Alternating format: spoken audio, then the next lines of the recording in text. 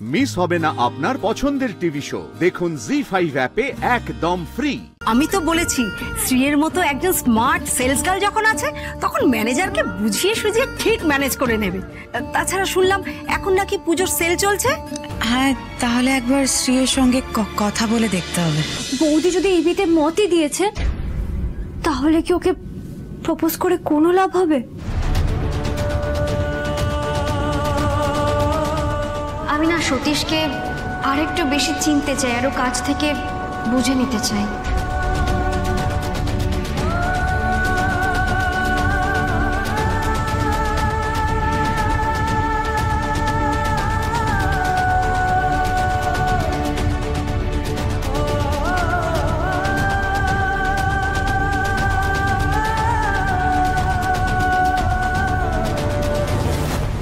কি ব্যাপার?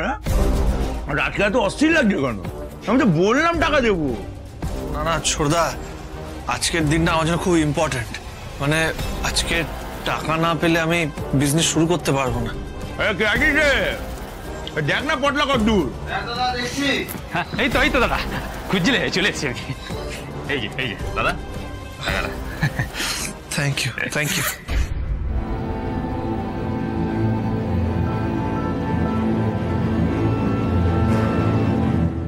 কিন্তু ছোটদা, এটা তো 40 লাখ মনে হচ্ছে না। 5 লাখ দিলাম ফার্স্ট ইনস্টলমেন্ট, কিন্তু 40 যখন দেবো বলেছি আমি 40ই দেবো। এই যে তুমি কাজ শুরু করো না। 5? এ তো কদিনই শেষ হয়ে যাবে। তখন আবার ছোটদা আছে, লাগলে ঢোকরা আছে ছোটদা। টাকা নিয়ে তোমায় ভাবতে হবে না, শুধু তুমি মাঝে মধ্যে আমার ছোটখাটো কিছু কাজ করে দেবে। হ্যাঁ, কাজ? কি কাজ? সেরকম কিছু না, সে যখন সময় আসবে আমি বলবো।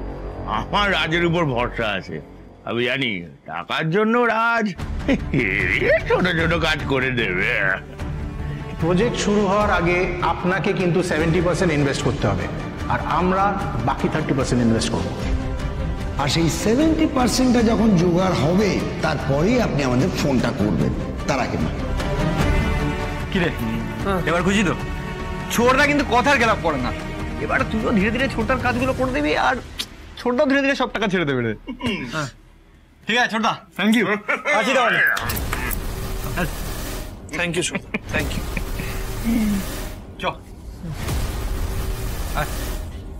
আমি বেরোলাম। বৌমা, তুমি কি গো? তোমাকে যে আমি বললাম ঠাকুরের বাসন কটা একটু ধুয়ে দিয়ে যাও। মা, আমি একা হাতে আর কটা কাজ করব আমাকে একটু বলবেন? আরে রূপুকে স্কুল থেকে তাহলে কে আনবে? পড়াশোনার দায়িত্ব কে নেবে শুনি? বেরোনোর জন্য শুধু একটা অজুহাত লাগে। বড় মা কি এলো? আরে শিউলি, কি ব্যাপার? তাদের জন্য তৈরি তো? একদম তৈরি। আয় আয় আয় ভেতরে। কি ব্যাপার, হঠাৎ চলে এলি? এই তো অরুণাদি পাঠালো, তাই তো আসতে হলো। ও, তাহলে এখন তুই কাদের বাড়ির লোক বলতো একটু? হ্যাঁ, মানে বরপক্ষ না কোনে পক্ষ? যদি বরপক্ষ হোস তাহলে এক্ষুনি তো বসে তোকে চা জল খাবারের ব্যবস্থা করতে হবে। আমার অবস্থা এখন কোনের ঘরের মাসি আর বরের ঘরের পিসি। সে যাই হোক, শোন না, বলছি অরুণাদি বলছিল ওই শ্রীয়ের শোরুম থেকে না ওদের কিছু ইলেকট্রনিক্স জিনিস এক্সচেঞ্জ করবে। তা শ্রী যদি একটু ডিসকাউন্ট করিয়ে দেয় তাহলে খুব ভালো হয়, জানিস। আসলে একসঙ্গে অনেকগুলো জিনিস তো। না আচ্ছা বুঝলাম, কিন্তু দেখো শ্রী তো ওখানকার কর্মচারী, ও তো ম্যানেজার নয়। আমি তো জানি না ও কতদূর কি করতে পারবে। আরে পারবে না কেন?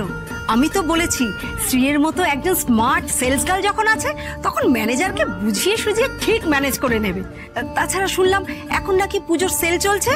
হ্যাঁ, তাহলে একবার শ্রীয়ের সঙ্গে কথা বলে দেখতে হবে। একটু বলে দেখিস। হ্যাঁ, ওই দেখ একটা জরুরি কথা, সেটাই বলতে ভুলে গেছিলাম, যার জন্য এখানে আসা। ওই অরুণাদিরা আজ সোনার দোকানে যাবে, তোদেরও যেতে হবে বুঝলি। শ্রীকে বিয়েতে কি গয়নাগাটি দিবি সেটা ওরা নিজের চোখে দেখে নিতে চায়।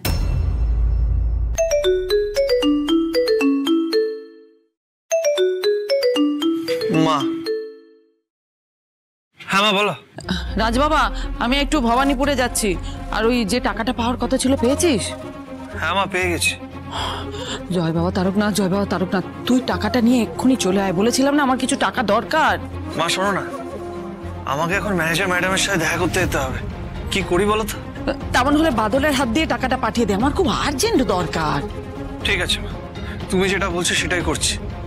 আর হ্যাঁ মা, আমাকে আশীর্বাদ করো, আজকে যেন ম্যানেজার ম্যাডামের সাথে আমার দেখা করাটা সার্থক হয়। আমার আশীর্বাদ সবসময় আছে বাবা, তো সব ভালো হবে, সব ভালো হবে। ঠিক আছে মা। শোন না ভাই, বলছিলাম মা বললো এই টাকাটা নিয়ে তোকে বাড়ি পাঠিয়ে দিতে। সাবধানে যাবি, একদম এদিক ওদিক ঘুরবি না, ঠিক আছে? একদম একদম সাবধানে। আমার জন্য তো টাকাটা পেলি, এবার এইটুকু তো ভরসা কর, টাকা কোথাও যাবে না। গেলাম, টাটা। সাবধানে যাস। হ্যাঁ বলা দেখে নি। ম্যানেজার ম্যাডাম, আজকে আপনার সাথে আমার অনেক কথা আছে। মানে শিউলি, আমি তো ভেবেছিলাম যে আমার কাছে যা গয়না আছে আমি সেগুলোই শ্রীকে বিয়েতে দিয়ে দেবো। সেরকম হলে ম্যাক্সিমাম সেগুলো থেকে একটু নতুন কিছু গড়িয়ে দিতাম। মা, তা বললে কি করে চলে পরমা? এত বড় একটা পরিবারে শ্রীর বিয়ে হচ্ছে, পুরনো গয়না তুই কোন মুখে দিবি? কিন্তু শিউলি, আমাদের অবস্থাতে তুই সবটাই জানিস, মানে আমরা অতটা পেরে উঠবো না রে। দেখো আসলে এত কম সময়ের মধ্যে সবকিছু পাকা হয়ে গেল, তো মানে এসব নিয়ে যে আমরা ভাববো তারও তো সময় পেলাম না।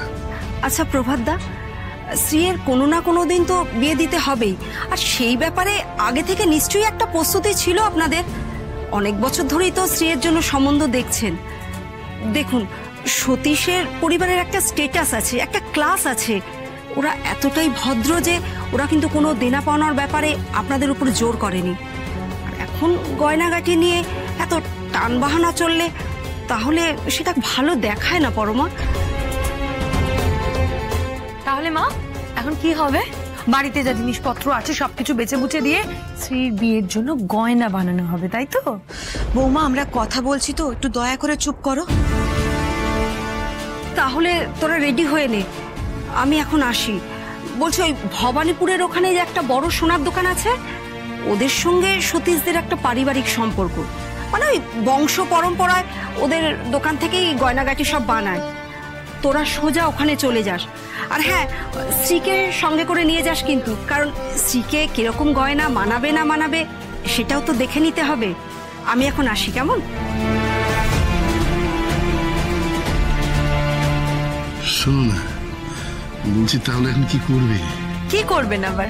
যা জমানো টাকা আছে সবকিছু শেষ করে দিন, আর কি।